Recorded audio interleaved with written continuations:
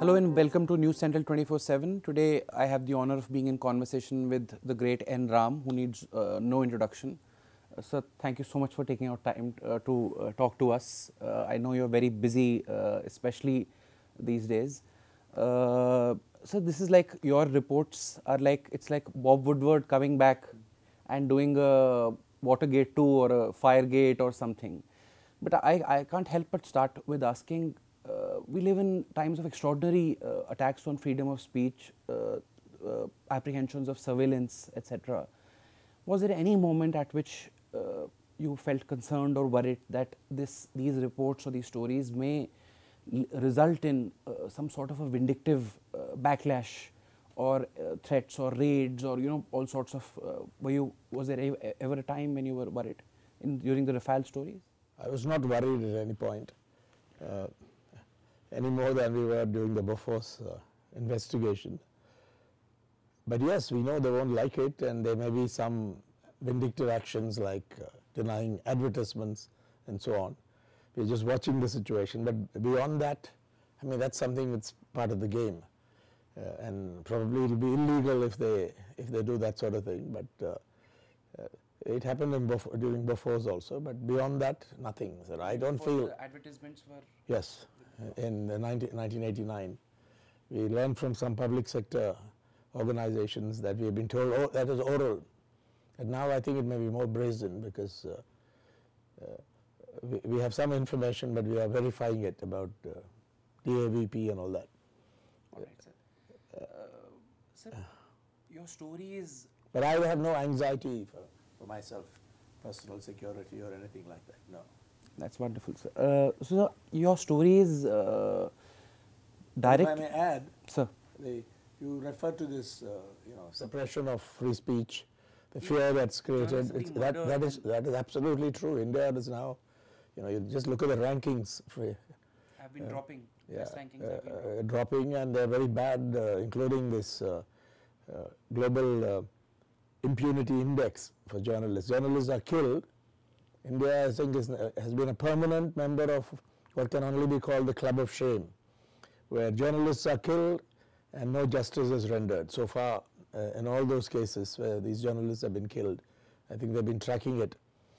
A Committee to Protect Journalists, CPJ, I follow it closely. But here I think it's the overarching fear of the government of Mr. Narendra Modi that I think has created this environment. But I can't believe, because I have not been in active journalism for quite a while. I've been doing other things. I'm chairman of the group. So I thought my journalism was behind me. I've done some other writing, books, a book and so on. But they say once a journalist, always a.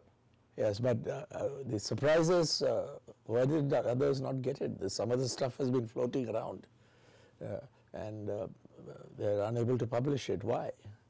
This was not the case. That's a striking difference between the media environment now and what it was during the Bofors days, to be precise, in the late 80s, 1980s. There was real competition. There was a race. The Indian Express, led by Arun Shourie, the Statesman, the Hindu, of course, and India Today, magazines like India Today, they were all in it as much as we were, and sometimes I say we got lucky, and Chitra Subramaniam struck gold and we were able to follow it. It's not one person's effort, but I can vouch for the fact that the Indian Express of those days and Statesman and maybe some others were as keen as us to get to it, and that's so. Today, sometimes it looks like a one-horse race. But there are nuances here. The newspapers digital publications like The Wire, Scroll, and also Caravan. I must pay particular mention of Caravan, which has been doing an outstanding job in long-form journalism, including investigations. So that sort of compensates for it, but it's not the same thing as having, the legacy newspapers, if you like, or established newspapers. And today you should have TV channels doing what you do, because while you want to have exclusives and scoops, you also want others to contribute. We did that on Bofors. India Today did a an interview with General Sundarji, I remember, which gave us, further material, a tip. Then you take off from there. They don't know what you have, but you make connections. True. And that kind of, you have to have many people working on it, and that doesn't seem to be the case today. Although I know that some of the stuff has been floating around. And if I may, sir, why do you think is that? The overarching fear and the corruption and degrading of journalism in India. I think many of them feel vulnerable. I'll give you an example. In my state, Tamil Nadu, the state government was blocking TV news channels. It didn't touch the print media. It certainly didn't touch us.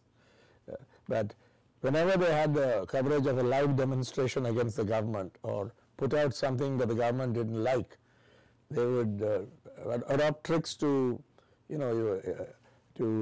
I think there's a term for it, but they have technicians in each room and they block it or make it unwatchable.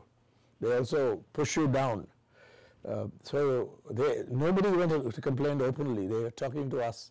And finally we formed an alliance for media freedom, of which I'm now the president, where we took up the print media, the cause of television, news television, because many of them feel vulnerable. They are as committed to free speech in the sense they want it, but they are unable to do it because they have other businesses.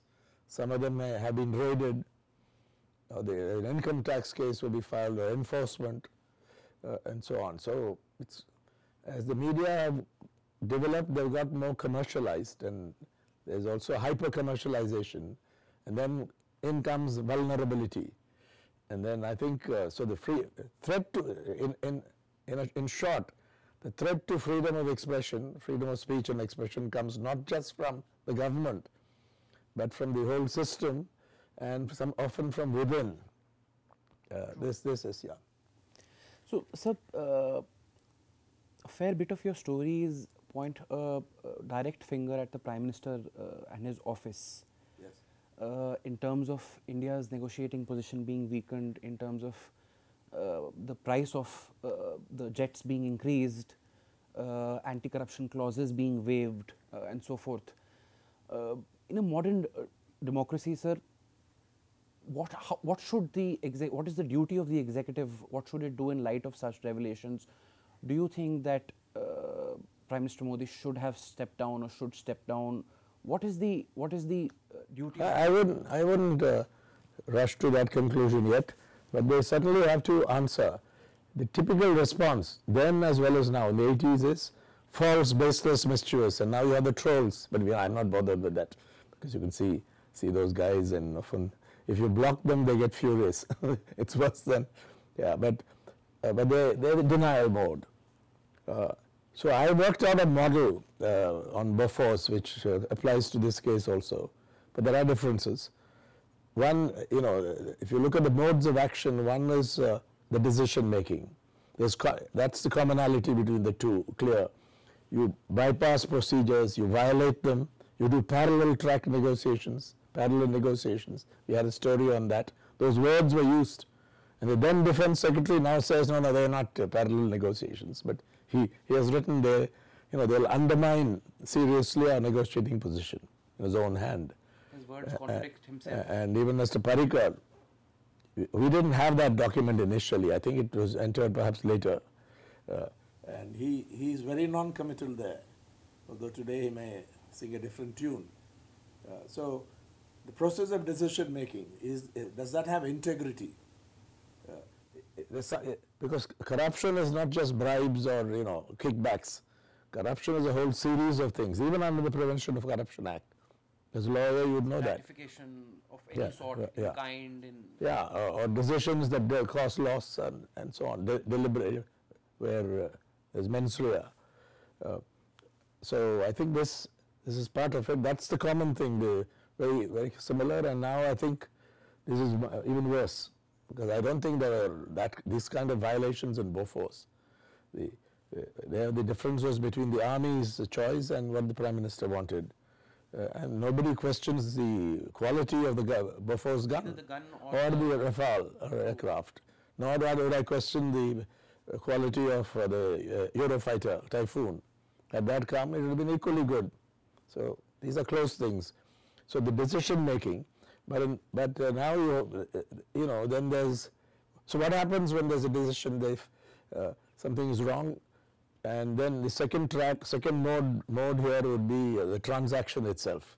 Contracts, you know, there's a quid pro quo involved, and so that's the money trail. Before started with discovering some of that, and then it went on incrementally. That needs to be checked out here. Then there is denial. It's a Pavlovian response. You can expect it all the time. You know before you do a story, they're going to deny it. And also accusations of anti-nationalism and this, that and the other. Yeah, we had that at that time.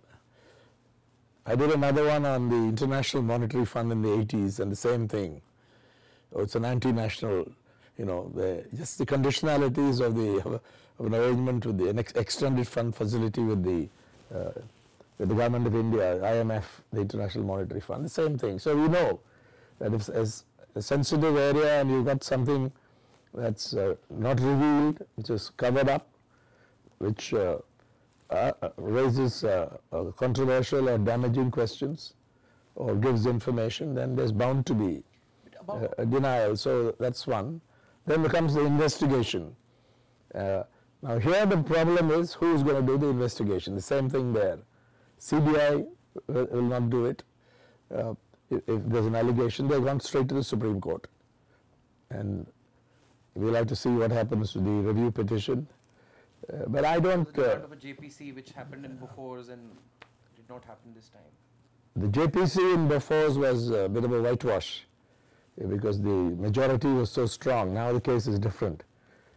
But what I learned from it is, since one or two members, particularly one ally, had turned hostile to the government, we were able to get a lot of material, they have access to official documents. I don't think this government will release even to the JPC the pricing details, which of course we have got. There is some national security risk and secrecy, etc. That's completely bogus, because if you see that, I mean, how sensitive is pricing? Everything is out. There have been background briefings on the India-specific enhancements. I have the whole list. We have chosen not to publish it yet, because we don't want to go in another direction, but we have it. And others have it also, I know that. And so they won't give pricing information. That was very suspicious for me to start with. Why on earth are they denying? We've had also informal discussions with ministers and so on in the government earlier, before they knew we were getting into this investigation. And so I was always puzzled. Why on earth are they denying this simple information? That is, they're given the overall package price, 7.87 billion euros. And why are they refusing to disclose the per unit, per aircraft price? Because they said, oh, these enhancements, the specific things are secret and our enemies will come to know of it. So, all bogus.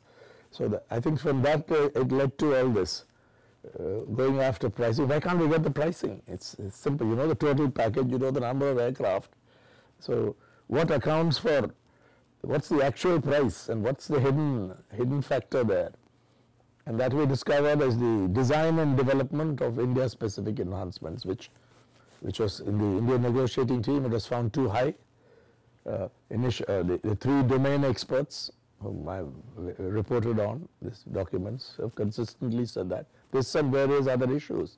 So no sovereign guarantee, no government guarantee, no bank and now we know from even the CAG's report, but also from the other note we published by the three domain experts, that that's loaded. Mohan Kumar recently said that these discussions, what we call parallel negotiations in the note, had nothing to do with anything else, price. It's only to do with the lack of sovereign guarantee, etc. As if sovereign guarantee is a trivial matter. Yeah, but we know now that bank guarantees, that's as an option, they have loaded, they have factored in the price. And one of the glaring holes in the CAG's conclusion, he comes to more or less the same thing as the IMT including the dissenters. This is not to yes. add that the price of the bank guarantee to. Yes, and if you did that, it'll be worse.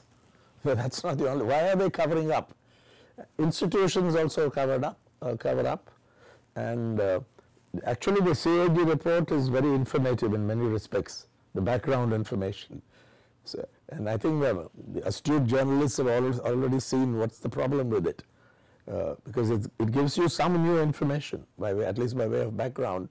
But on the the punchline it delivers is that no, this is slightly better. 2.86%, they say, without including the. It's the same thing in that domain experts. But then if you factor in the cost of because earlier the request for proposal asked for it specifically, that you factor in the bank guarantees, and earlier they did.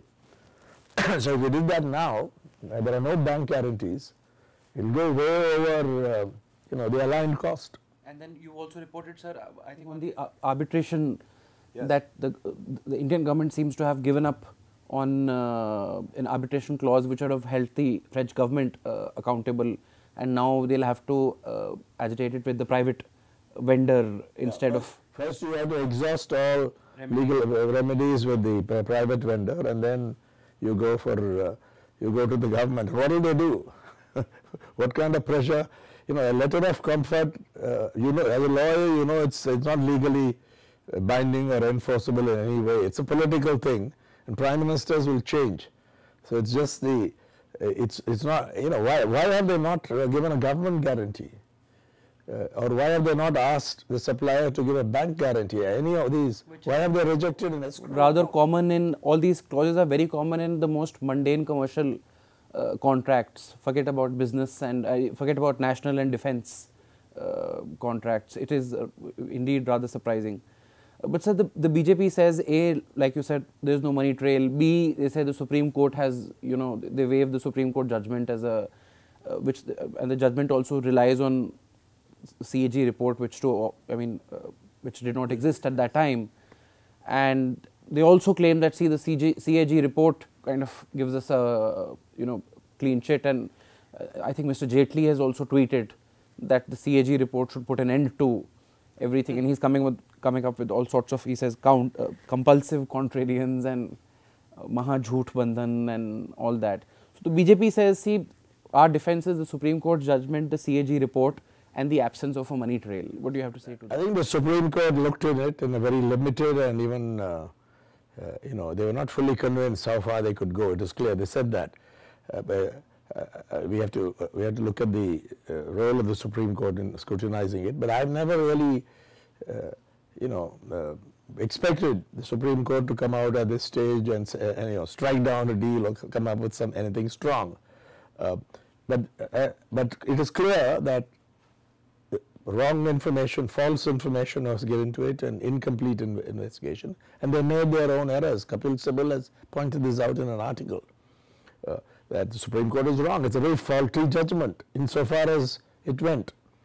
The terms of reference it gave itself, it's a flawed judgment, and a review. I don't know what a review petition can do, but why are they not hearing it quickly? We heard that they said, the Chief Justice of India has commented that lawyers also have to cure the defects, and let them do that. But will some of this new information be considered? This is terribly relevant, because if you set up a negotiating team under a procedure, and then you have parallel negotiations, not just parallel but behind the backs of the Indian negotiators, where you take contrary positions. For example, on sovereign guarantee or bank sovereign stroke government guarantee or bank guarantees, and you hear from only the head of the French negotiating team that they've been in touch with the Prime Minister's office, so and so, Mr. Ashraf, under instruction. I don't want to blame him. He's a Foreign Service officer. He's been given instructions. Why did they not inform the Indian negotiating team? Because they wanted to cover up. And why was Mr. Ajit Doval involved in this? The NSA has no role of any kind in this. But so they have taken cover under the IGA, Intergovernmental Agreement. but look at that also. I'll give you an example on the waiving the anti-corruption clauses. That is, there should be an integrity pact. This is not to do with the IGA. These are supply protocols executed by the two companies, Dassault and the ones that supplies the weapon systems for the Rafale. It's direct dealing between the government of India and those, and then if you remove the anti-corruption clauses that are standard, then I think you've got a lot to answer for. For why? Because are they afraid that, have they had commission agents? Have they paid commissions or kickbacks? This company has had problems. The key owner who died a few years ago was convicted in Belgium for bribing, given a suspended sentence for bribing the legislators transfer, and it's got problems. I'm not saying everything is, you have to look specifically, but if you take out anti-corruption clauses, presumably because the other side is objecting to it, then I think there's something very wrong, and that's something for the Supreme Court to look into, if it's looking into this. Parallel negotiations and waiver of this. They say with Russia and the US, that's totally different. In Russia, it's a state-owned company. And in the US, you have the FMS, you have the, by law. And they have very strong legislation. Not so in France. They're more afraid of the Prevention of Corruption Act in India than they seem to be of their own anti-corruption laws, it seems. But these are things that need to be looked at. And do you expect, sir, that one of the most striking things is that the Hindu has published document after document, which perhaps should have formed a part of the Supreme Court record initially, and perhaps, one would think in the interest of transparency, it's the government itself which should have made those disclosures, but clearly they were never before the Supreme Court. Yes. So do you expect that the Supreme Court will, that all these revelations will lead to perhaps a relook, or do you think that the Supreme Court should, open the matter once again, and what do you? I think there's a big gap between what should be done and what we realistically expect. And my approach is not to have very high expectations. Otherwise, what is the ideal? What do you think should ideally be done now? I think they should look at the procedure. They have to work out what they want to look at. But certainly, if these are the allegations and these are based on documents, as you say, or this new information, they should certainly look at it. And the lawyers for those who've gone for review should certainly be allowed to argue the case on this, based on this information, and to demand this. So that is the ideal. The notes given to the parties, which have been published in the Wire and maybe elsewhere, only part sanitized, but nowhere does it mention the Prime Minister's office and so on. There, if you think everything is perfect, it went along these lines, and they've not indicated that the route that an IGA takes is different from what is taken. And that defense secretaries were objecting, and those objections were being. They didn't reveal any of it. It doesn't seem to have been revealed to the Supreme Court. They withheld information from the Supreme Court, no question about it. Maybe on pricing, they gave something in a seal cover. I saw a tweet that something wrong with seal cover jurisprudence. Somebody, some lawyer presumably. And I think that's a problem. If two parties fight and you say, oh, this is so sensitive, I can't share it even with the others, there's something wrong with your. With great respect, I don't think, at least in the constitutional mechanism, the Supreme Court has any greater right over information than the public or the government or the CAG or other authorities or the Parliament. First and foremost. But I'm sure in their wisdom something must have perhaps. We hope they'll look at it new light and at least modify their order, whether they're going to do anything about it or not. Set the record. But at the very, you're saying at least they should consider it. Yes. And set the record straight. that errors they made in the judgment, the flaws and the gaps that caused these errors to be made, this judgment, because otherwise the whole, it's been prejudged before a proper application of mind. If you are very reluctant to go in the matter, then don't admit it. True. And we've seen this before, and some people go and sometimes they act with great dispatch. The higher courts, they get into all kinds of areas. I think we have to take a look at this. What's the role of the... For example, the court-appointed committee is running the BCCIA. Yes. And now they don't know what to do with it, because the Supreme Court says it's all over. It's a mess. You sort it out. It's a complete mess. And the committee of administrators, it's prolonged. They go on and on. When are they going to finish their work? What's their task? A lot of people are saying, let's have the BCCI back with all its faults. There are some jokes doing the rounds that perhaps the BCCI should be allowed to run the Supreme Court, and but also example, yes. There is a glaring contrast in that there were in these accusations of this terrible phrase love jihad, and allegations of national security are made, and the courts wade into it only to ultimately kind of say, the two adults getting married, what can we do about it? And yet, here is a case where there are actual real national security issues involved, and like you said, there seems to be, one hopes at least now, in light of these documents, the court will take them. But court aside, sir, do you think that all these stories and Rafale is going to have an impact on the general election? Will it have an electoral impact? That's a good question, and here's my thinking on it, based on observation of the longer term also, but also recent. Let's start with the recent survey by India Today, where it showed corruption to be number 3. Corruption, I think in this case, will be largely Rafale. At least that's the campaign would make it. The Rafale scandal, as Rahul Gandhi, he made his allegations about 30,000 crores and all that. So let's take that as a benchmark for the opposition. I think in all cases, livelihood issues will be at the top. Unemployment, farmers' distress, depending on the actual situation, or if there's high inflation and so on, price rise of essential commodities. But unemployment would, I think, be right at the top of the list, because that is a huge problem. And the damage caused by demonetization. It's destroyed livelihoods. Everybody's talking about it. It was a big mistake, calamitous and so on. Initially, it seemed to deliver results. You saw the UP election. At least on TV channels, it seemed to be delivering results. But then all the data that's been released, Raghuram Rajan recently said that it completely wiped out the unorganized sector completely.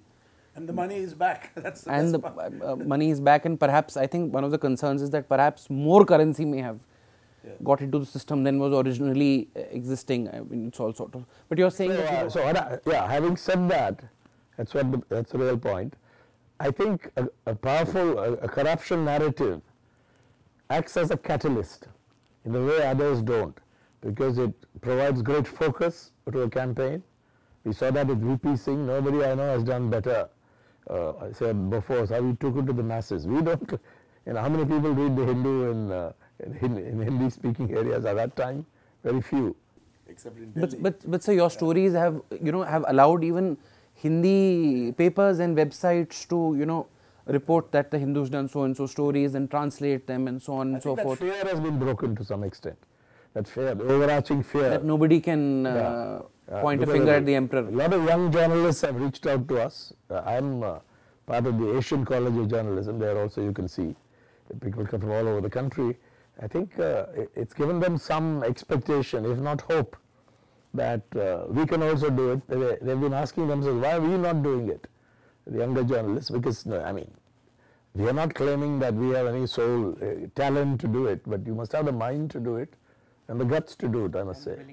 The willingness, then people will come. You'll get a lot of information, and if 4 or 5 major organizations work simultaneously on it, even in competition, but sometimes in cooperation also. Like something like, which is, one at least hearing is happening between the NYT and the Washington Post in some cases, for instance. They share a common antipathy to Trump. So, therefore, corruption acts as a catalyst in the sense it provides focus and also emotional power. We saw that with Bofors. To do a Bofors became, a word in various Indian languages, including Hindi. True. And that there's a powerful impact of that, which you do not get from even a livelihood issue and so on. So it can act as a, so it will be lower down on the list, maybe 2, 3, or even 4, depending on the situation in that particular state. We have a very diverse country, and but this also will, I think, play everywhere. In some at some level. Because Mr. Gandhi is continuously, saying "Chaukidar chor hai," etc. And yesterday, some video was floating around. I can't vouch for its credibility, etc. That he's entering some stage to some rally and people are chanting, "Chaukidar chor hai," etc. So I mean, it does seem to have, but whether it lasts till the elections, and which brings me to the point, sir. And I think it will last. It will last.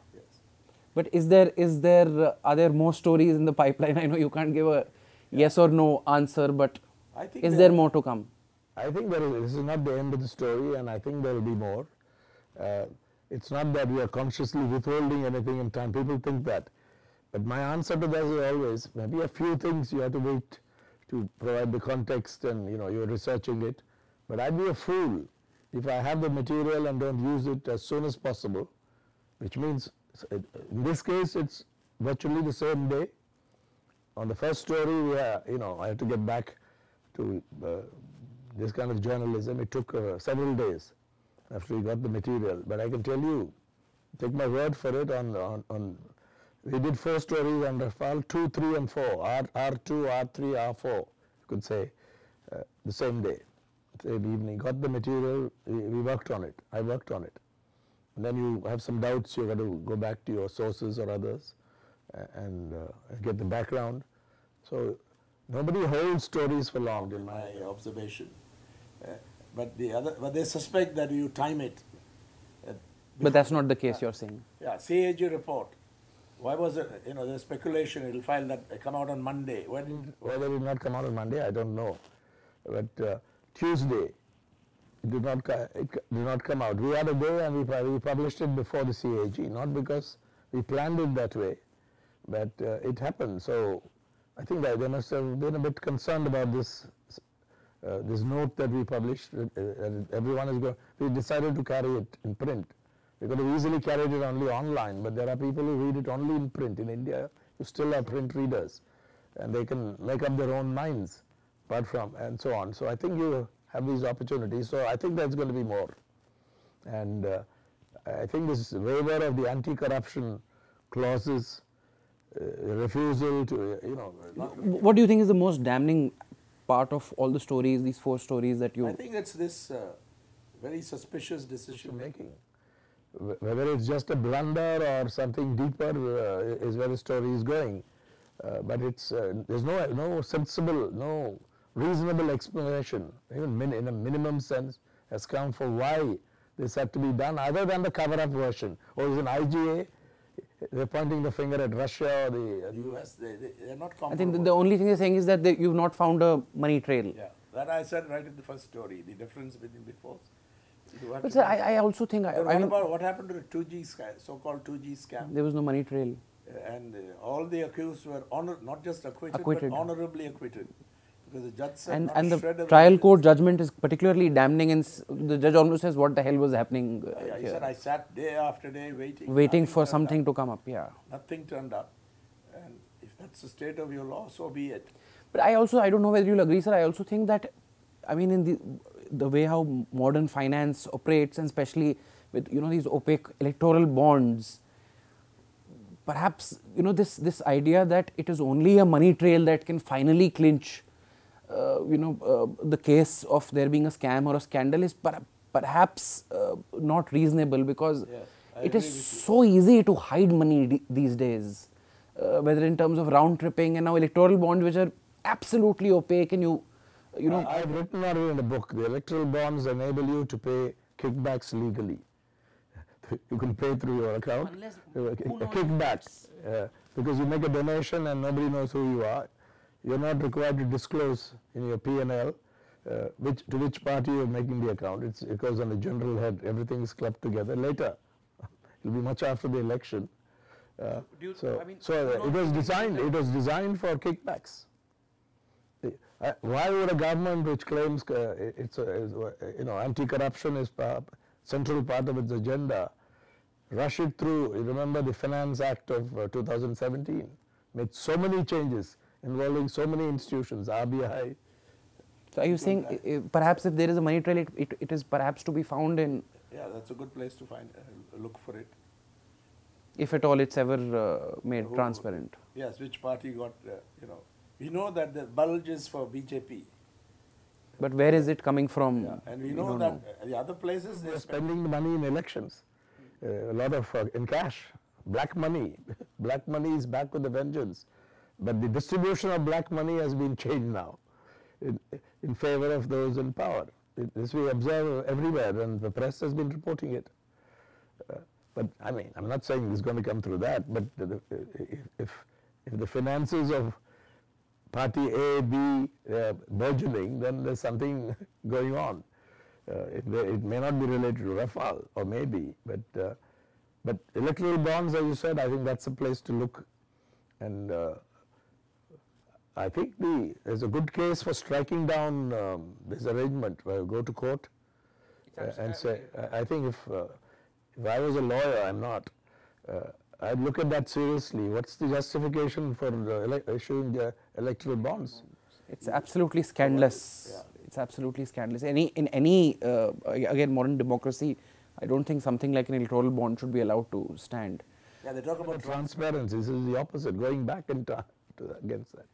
So, sir, finally, to the countless young journalists who will be watching this, if you had one piece of advice you could share with them when they're, when they're back in such times, when they face such times where there is, like you pointed out, suppression and fear, and any advice for?